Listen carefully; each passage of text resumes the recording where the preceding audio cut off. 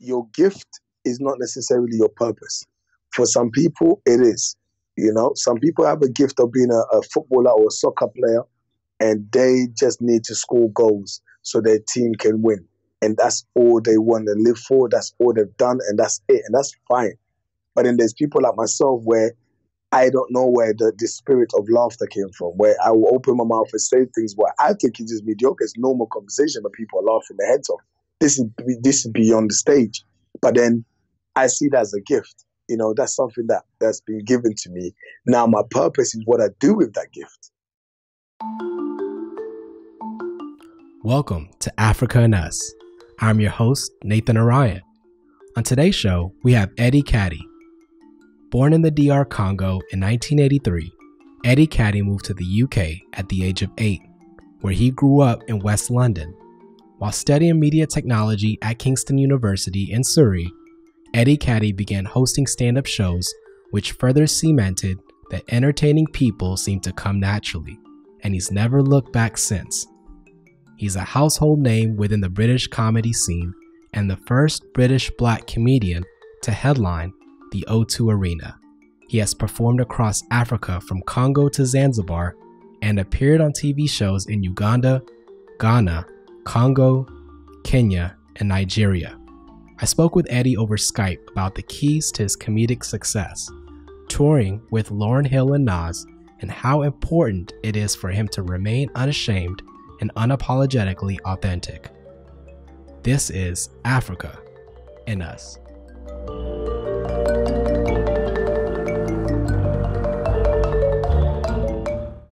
So Eddie, you're in London and we're doing this over Skype. How's everything going on your end?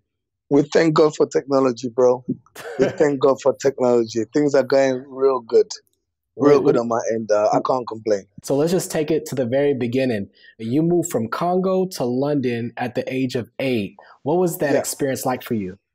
Well, I didn't move, man. I got moved.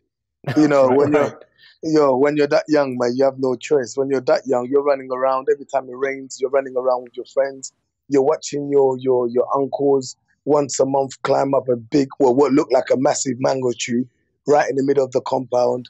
You know, you're going to school, you're spending time with your grandma, you're having a great time. Like, you're free.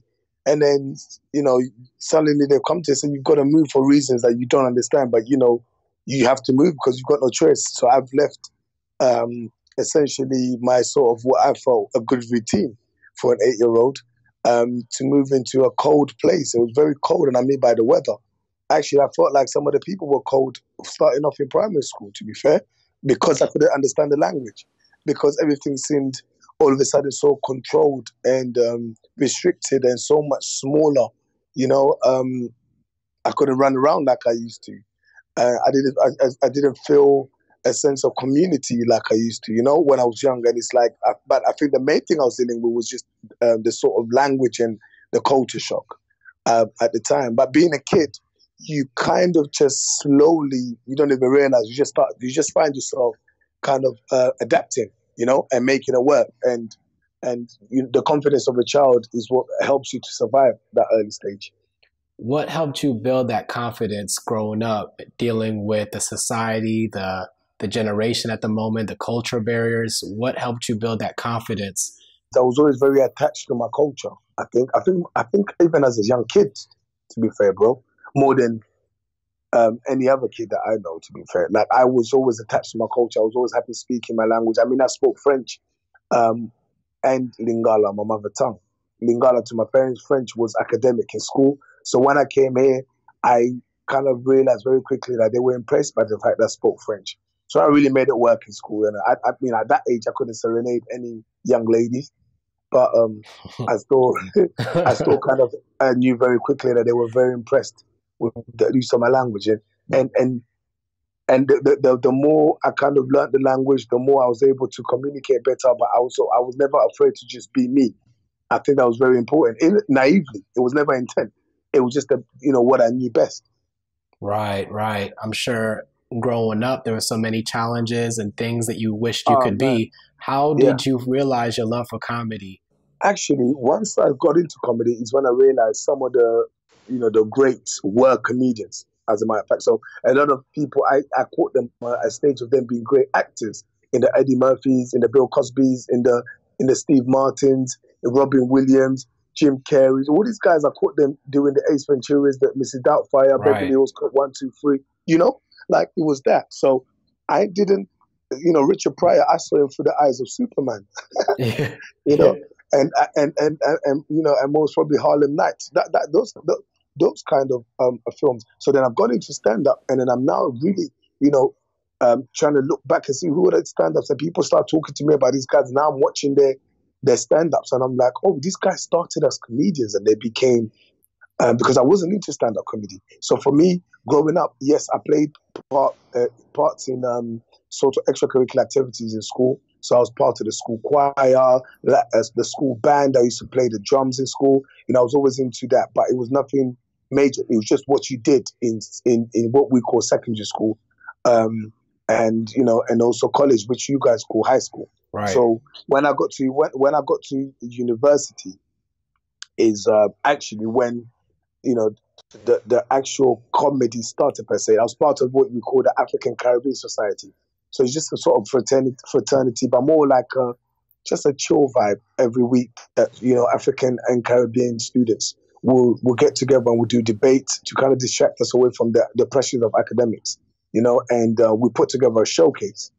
And this particular showcase had invited different universities to come down. There was a fashion show, there were singers, rappers, live band performing, and I was the spokesperson for the ACS, we called it. And it just so happened that we couldn't afford a comedian at the time, a very popular comedian. So they had asked me, being a spokesperson who was used to holding debates and stuff. And I only did this because I wanted to add to my CV. My dad always said to me, do stuff outside of your course. So once you're finished, it will look good on your CV when looking for a job. So this is what I was doing. But then they were like, you're really good as a spokesperson. Why don't you host this showcase? I was like, yeah, it could be fun. Now, I didn't realize what the pressure I put myself in, the mountain I had to climb until the day when 800 students turned up. And I said, what are you all doing? This is not meant to be this serious, man.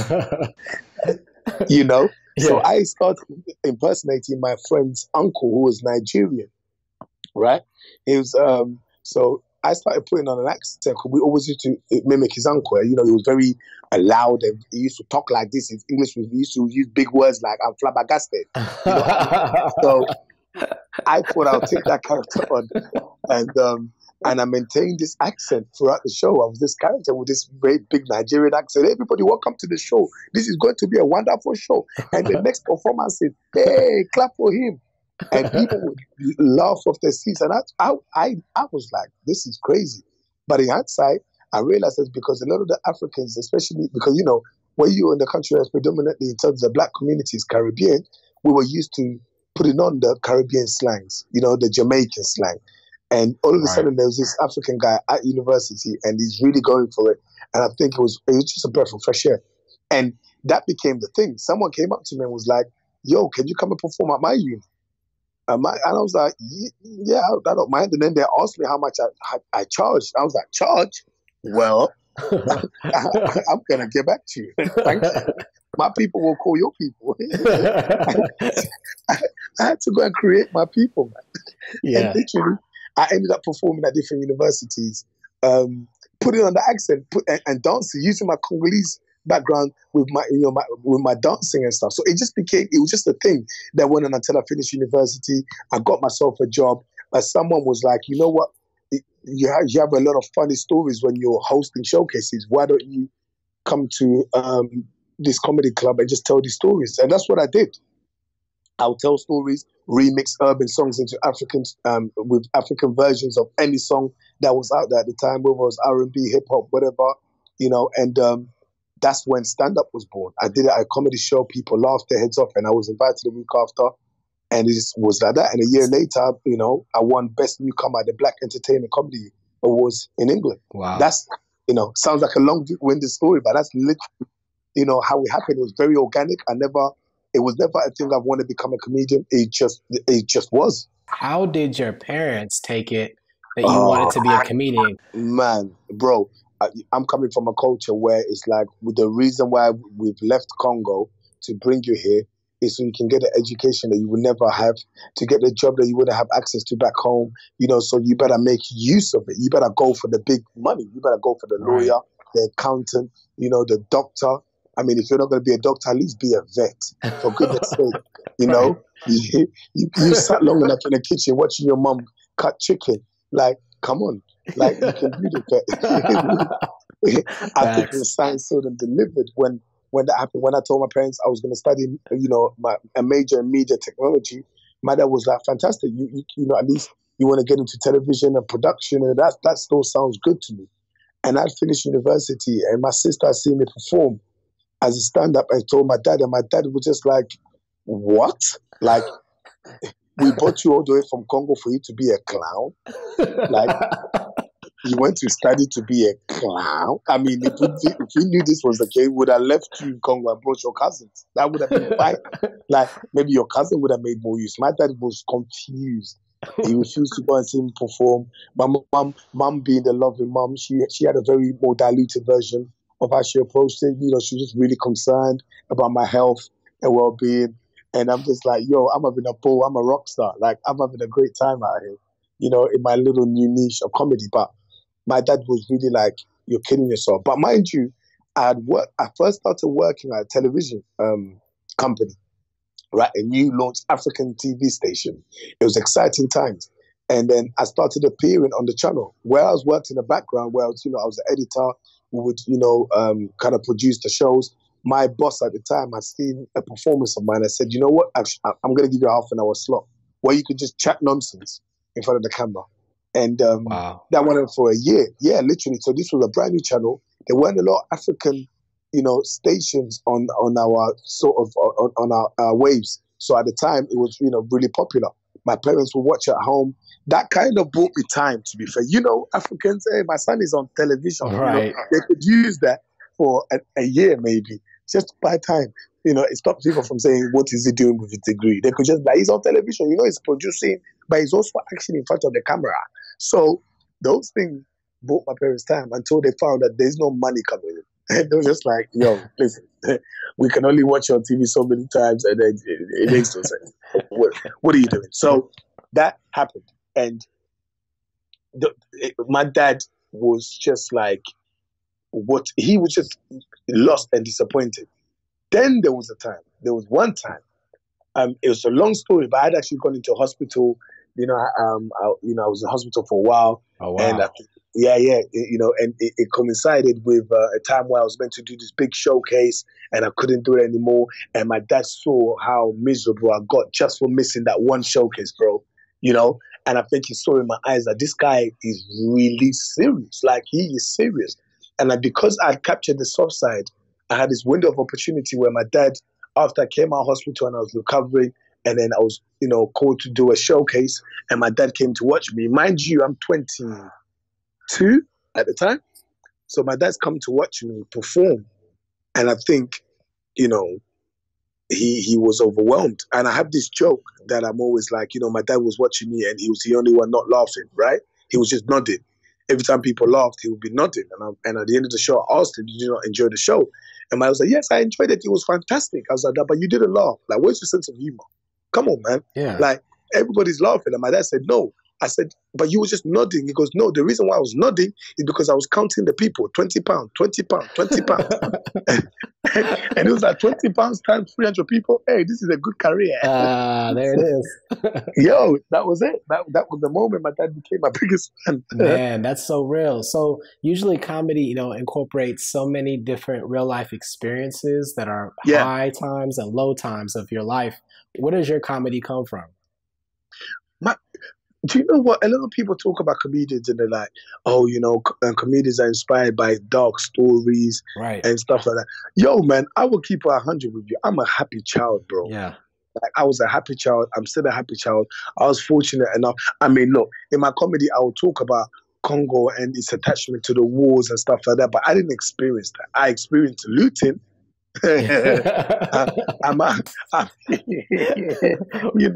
I experienced that South Central Compton vibe, maybe a little bit.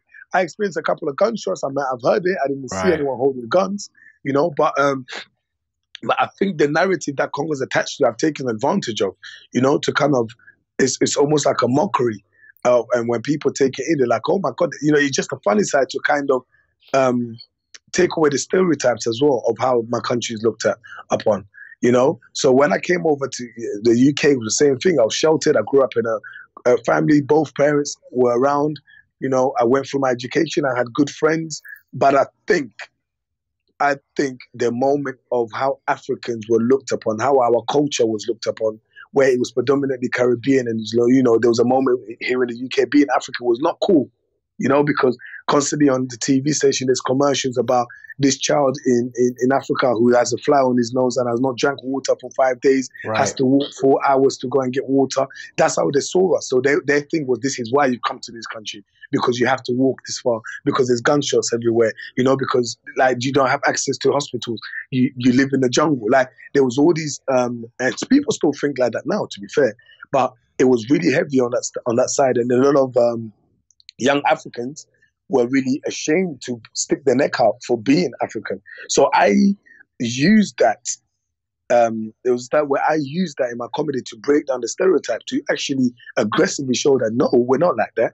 No, you don't get kidnapped as soon as you get to Nigeria. You don't just land in Nigeria and suddenly they kidnap you. Right. Nigerians are not that aggressive. They're not that. They're not that confused. They actually plan it first. Do you understand?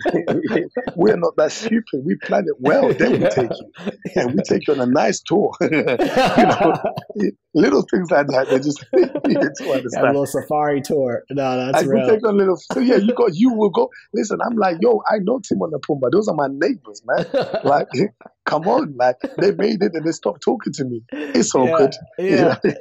But yeah, so it was being ashamed of your culture. It was, right. But my comedy is inspired from my family. Like I talk about my family a lot. I talk about my upbringing a lot. I talk about my environment.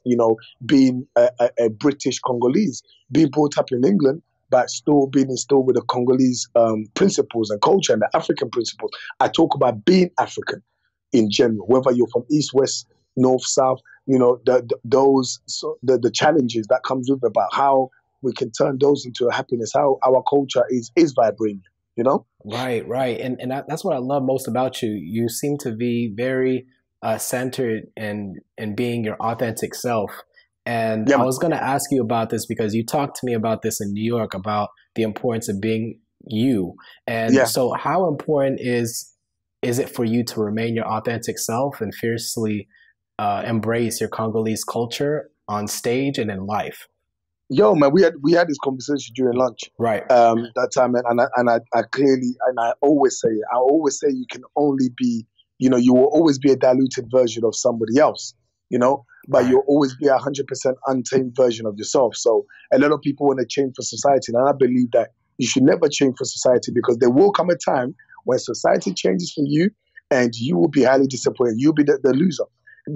And we've seen it happen over and over again. The Black Panther situation most recently, has been the best reference point, where all of a sudden everybody wants to wear what you guys call dashikis, whether it's kente. They want to wear that traditional wear to the cinema. Everybody wants to say Wakanda forever. But, you go back a couple of months and no, it wasn't Wakanda forever. Yeah. It was definitely Wakanda for never, so that's an example of standing your ground, and, your time will come. The world goes round, man, for a reason. Right. So I think for me, when I'm on stage and I'm representing Africa and I'm talking about being African, whether it's fun of Caribbeans, whether it's fun of Norwegian, whether it's fun of Americans, they truly appreciate it. I was on a 5-city tour recently with Lauryn Hill and Nas, wow, across California. That's so huge. We did the Bay Area, on the Powernomics tour. We did the Bay Area. I believe we did Hollywood Bowl. At one stage, we went to San Francisco. Then we went up to Seattle. And it was just like, I went on stage as the African who lives in Britain and talking about those challenges and how we look at America, and people got it. I taught people how to use African sound effects as a point of conversation. Little things like that. Yeah. They got it, but that's because I didn't go on that stage being like, oh, these people have got to laugh. I went on that stage saying I'm using laughter as a reference, as a message, as a surfboard to get my message across. And because of that, my currency doesn't lie on people have to laugh when I perform. My currency lies on people will learn something new about Africa once I perform. So that's what's important. I don't rely on laughter. That's not what it's about. And people will be like, but you're a comedian. That's what it's about. People pay their money. But that's how much I believe in my culture, bro. That my culture will always provide the spirituality and the momentum and the substance for me to get what I need to go for. But I need to put the culture first. I can't put the craft first. It's important. Right. And I think that's probably the key to your success, because you have that authenticity and that substance behind your comedy. And it's not just, something you do, it's who you are, and you've been able to embrace your authentic self and teach along the way. Yo, man, that's how we met. Right. If you think about it, my authenticity, my consistency, my loyalty, to my brand and to my principles is meeting you was one of the results. Right. Because if it wasn't for that, I wouldn't be called upon to connect with my brother Luol Deng and Ant, and eventually meet you. They saw that in me, hence why they wanted to connect and make some stuff work, and hence why we ended up at this lunch. And that's what it's about. And it's the same reason why I ended up on tour with Lauryn Hill. It's the same reason why I get called constantly to have a conversation on platforms like the CNN.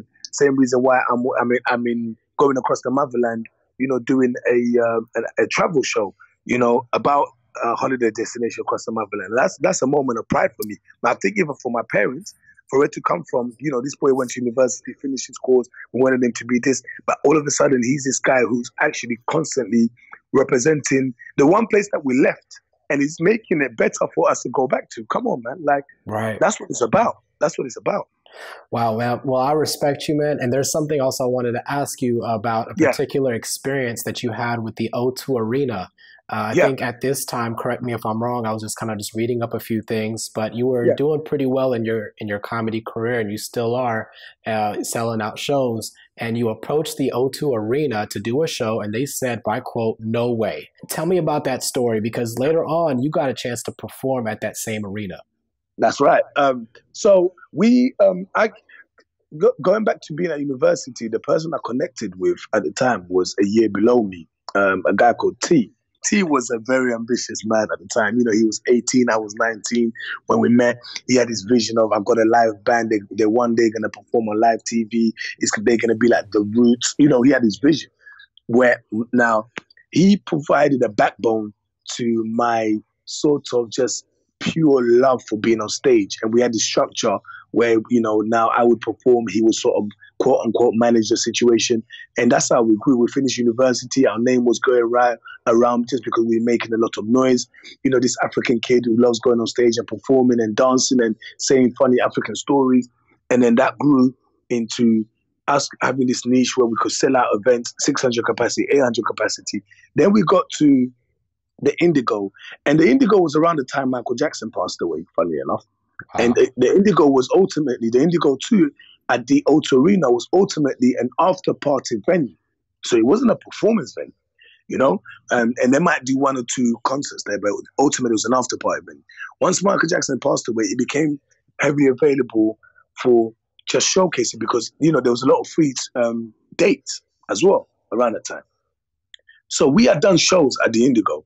And we had done, sold. It's like a 2,000 capacity venue, and we had sold it out a few times, and then we were like, "Yo, listen." And of course, the pace of which we were going in terms of my career was really fast, just because I was coming from a different angle. I was making a lot of noise from a different angle to every other comic, so the interest was there.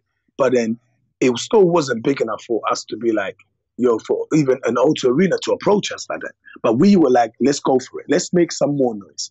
So we approached the O2 and we're like, we want to do the O2. And they were like, no way, you crazy. What are you talking about? Look at the dates. Look at the people available for these days. Look at the people who are performing here for the rest of the year. You've seen them on your TV. You heard them on your radio. You've seen them on their world tour. You are nothing like that. Go away. Wow. But it wasn't in a rude way. But it was just like, how dare you? But then they were like, you know what? Because they kind of thought maybe it was a fluke, they said, we're giving you 3 or 4 months to sell out another Indigo 2. Let's see. Literally, they know that we've got quite a big following and the substance in what we do. We sold that event out. And once we sold that event out, no, O2 is the parent home for the Indigo. So the conversation was had, and all of a sudden it was like, do you know what? This could actually also be a good story. I also believe till now, it was never said up front, but I believe for them, it felt like a good story for them. It looked good. It almost felt like a charity handout for an African kid, Right. or a black guy. Yeah. I didn't mind what angle it came at, as long as it said yes. But it was just like, come and perform. But of course, it also came with some form of belief, because no one else at the time on my side could really come and have that conversation with them. So we put out, I believe it was end of 2009, no, January 2010. We put out an advert. Now, mind you, a lot of artists that would perform there, whether they were musicians or comedians, they will put out a date, and maybe 2 months later sold out. Some of them a week later it's done. You know how it is. Right. So we put out a date. It was very low key at the time, so it was just a subtle approach, which was just like to the O2 members, and they saw a lot of tickets being sold. Then it was announced, and once it was announced, 1,000 tickets were sold within like 24 hours. Wow. It was just a crazy way. So they were like, oh, and I, for me it was a shocker too. I was like, oh my God, this is crazy. And then we just had a period of nothing, like for a couple of months. Yeah. Not one ticket was moving. And suddenly the O2 are coming up to say, we've not seen any tickets move. And, they're kind of on that angle. They were proven right. So here we go. You guys, you're going to have to cancel the event. And I was just like, no, we can't. My whole team was like, we can't. We're explaining to them that, oh yeah, a lot of our people are black, and they taking their time with this ticket thing. You guys, what we're about to be to this venue, you guys have never seen. So you got to be patient. Yeah. So we had that with them. We thank God for their understanding. Closer towards the time, the PR machine kicked in. I remember the BBC saying the most famous comedian you've never heard of. I remember being called into some channels and just being so not kind of humiliated, but it was almost like, what are you doing? Like, are you crazy? What's this? And we turned every interview into a positive, every interview into an inspirational story, and that got people really excited. And people, I think, wanted me to win, bro. Right. It was one of those unique promo runs for 9 months where we got 13,000 people, and it was mayhem. It was mayhem, yo. It was probably the best day of my career till today, and not because we had 13,000 people, because we actually went into a space that you have to understand. My first showcase, my first one man show was 2007, and 3 years later I'm doing an arena. It hit people on the head. It changed the narrative. It changed the way people respected what was coming out of my mouth when it came to Africa. People wanted to know now, what are you really about? Because this is certainly not just because you're funny, Yeah. That's what it was. What would you say is the one thing or a couple of things that attribute to your success as a comedian and as a person in life? And how do you define success? I think I'll start with defining success. I think I define success, there isn't a point or a mark that's like, hey, I'm successful. I don't believe that. I believe that at different stages of your life, you are trying to achieve different things. And the people around you are able to celebrate that with you, because you're carrying a community. I come from, and you can relate being an African. I come from a principle of tribe. Yes. Community. When we were in Congo, I truly remember, if I was walking around alone and I did some madness and my mom and dad were not there, the neighbor could literally pull me by the ear and drag me home, or could pull me up on stuff. That was normal, and people looked out for each other. It's a community vibe. And I come from a big family as well, so that even added to it. So for me, when my people around me are being well represented and they feel a sense of satisfaction in what I'm doing, that's success. Wow. When I feel and I truly stand by this next statement, in that your gift is not necessarily your purpose. For some people, it is. Some people have a gift of being a footballer or a soccer player, and they just need to score goals so their team can win. and that's all they want to live for. That's all they've done, and that's it, and that's fine. But then there's people like myself where I don't know where the spirit of laughter came from, where I will open my mouth and say things where I think it's just mediocre. It's normal conversation, but people are laughing their heads off. This is beyond the stage. But then I see that as a gift. That's something that's been given to me. Now my purpose is what I do with that gift. Right. What I do with that laughter. So that's where the success comes from. Because if I'm not using that gift properly, it can be taken away. If I chill with it, it can be taken away. So where I'm now I can make people laugh. Okay, how about I go on stage, as people are laughing, use that to say, yo, the image that you have of Africa, it's a lie, Yo, do you not actually know that we Caribbeans and people from the motherland and those in America, the Africans in America, the Africans in India, we're literally the same people. We just have a different narrative, which has resulted in us thinking it was so different. Oh, yo, you guys know that I'm British, right? But I feel so Congolese, and this is why. Can you guys understand why you look at us as being these aggressive guys that are different to you, and you don't understand, but these are the reason why. As they are laughing, it's almost like feeding a child with a spoon or just actually using an injection. You're going to find different ways of making sure that they get the nutrition that they need, bro. Right. That's where I'm at with success, like being able to use that gift. And actually, I think the little things that count. For example, going back to what you asked before, the success, little thing that for me that sort of makes sense or counts. Like for example, in my career is when I'm able to be recognized for being the person I actually want to be. Right. When there's a new crop of comedians who are coming in, and they're young comedians, and they are proud to put on the African accent. People just see it as an African accent, but it's an identity, man. Mm-hmm. You understand? When you hear Busta Rhymes suddenly switch into some patois, that's an identity. Right.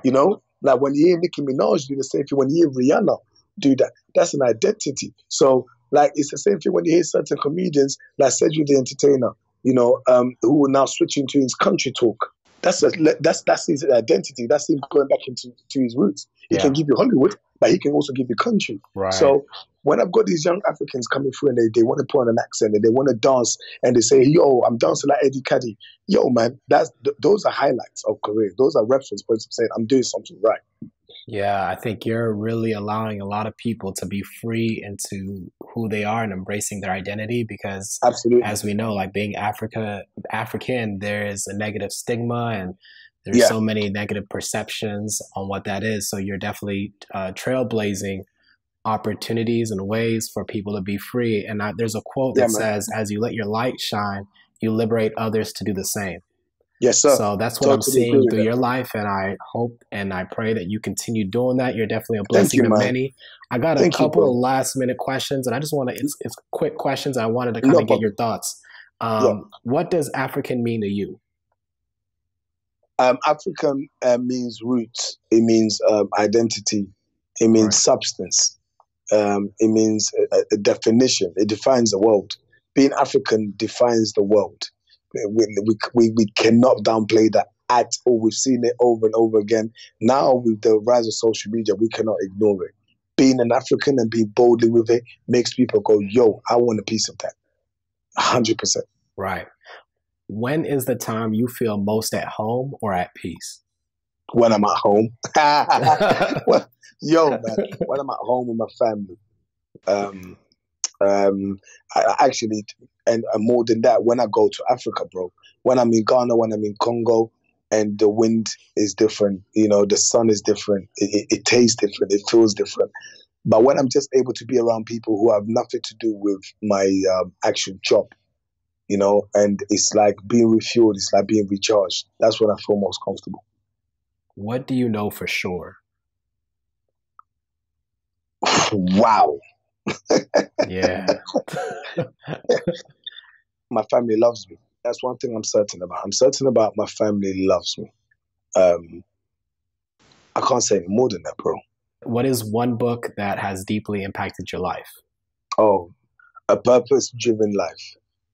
Yeah, one of my favorites as well. It's just kind of a funny quirky question. What is your favorite app on your phone? Oh, you want me to lie, mate? Are you trying to make me lie, my guy? The Eddie Kadi app. Yo, man. Yeah, coming out very soon. The cinema need WhatsApp. It's WhatsApp. I'm not gonna lie to you. I think that's what I use the most. I think that's my favorite app. Yeah. And also because you know what? I'm now able to connect with my family so much more with that. I underestimate how much more I'm able to just talk to my parents like throughout the day. You know, I spend time with my parents throughout the day. I can just come on and see a message from my dad. I can send pictures of you know, myself, of my daughter, you know, because, you know, we don't often see each other sometimes. So my parents can just see what's going on with her. I can see what's going on with them. And think that those things are important, you know? Most definitely. Well, Mr. Eddie Kadi, I don't want to hold you no longer. I know we've been on this for about 39 minutes, but I do appreciate your time and all that you're doing, and definitely honored and humbled just to have this conversation and share it with the world. Thank you for having me on this, bro, man. It's been insightful, man. I learn about myself more and more sometimes when I do stuff like this, so I really appreciate the convo, my friend. For sure. What's next for you? What you got going on? Oh, what have I got going on? That's a good question. So I am actually working on this. So it's called My African Passport. So it's a travel show. So I'm you know, we've been to Liberia. We're showcasing Africa as a holiday destination. So it's about going to different parts of Africa and showing people that when you go, this is where you can stay. This is how much fun you can have. These are all the things you can do. So we're looking to explore Southern Africa soon. So places like Zimbabwe, Zambia, South Africa. So that's what I'm looking forward to the most. And of course, I've also got a regular radio show with a guy called DJ Neptizzle, who's a Vietnamese Afrobeats DJ, one of my closest friends. Nice. So, you know, we're regularly interviewing different people from all walks of life. So that's what's keeping me busy at the moment. What are some ways that people can reach out to you? Man, they can go to my Instagram, which is Comedy Kadi. It's literally my name, but with a C-O-M. I try to be smart with it and by, you know, incorporate the comedy and the Kadi in it. Nice. So COMEDDIEKADI. That's on my Instagram. And just Eddie Kadi on every other Facebook, Twitter, or you can just Google me. I exist somewhere along those along the online world. I definitely exist there. Man, well, once again, appreciate you, sir. Thank you, boss. This concludes our episode of Africa and Us. Thank you for listening. Be sure to share this episode and follow the journey on social media at Nate Araya. Be encouraged.